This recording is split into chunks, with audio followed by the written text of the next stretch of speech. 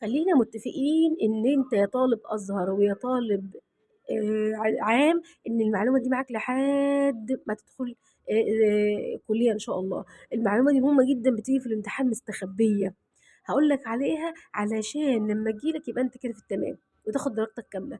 أي اسم زائد ضمير اسم، إحنا عارفين الأسماء طبعًا، أي اسم من علامات الأسماء 5: الألف واللام والجر والتنوين والنداء والإيه، واسم إشارة والضمائر.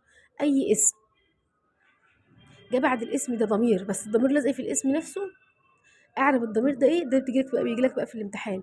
ضمير متصل مبني في محل جر مضاف إليه. الإعراب ده يا حبيبي ثابت، بييجي لك في الامتحان عليه بالضبط درجتين. خلاص، تعالَ بقى ناخد شوية أمثلة كده وأطبّقها لك علمي.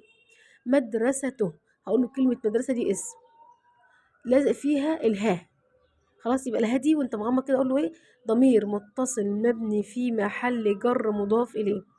مديره، أقول له المدير دي كده مضاف، والهاء دي أقول له ضمير متصل مبني في محل جر مضاف إليه.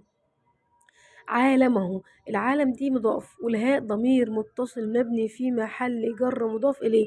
فدايما أي ضمير لازق في اسم وانت مغمض أقول له الضمير ده ضمير متصل مبني في محل جر مضاف إليه.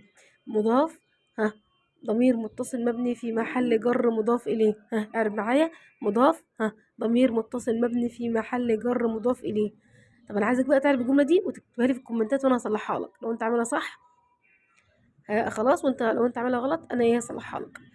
إعراب أخذ الولد منه السكينة، تعرفها لي إعراب كامل، وإن شاء الله تلاقيني منزّلة لكم برضه إن شاء الله في التعليقات إعراب كامل. متنسوش اللايك والشير واشتراك في القناة وفعلوا زر الجرس. يا رب تكونوا استفدتوا إن شاء الله يا حبايب قلبي.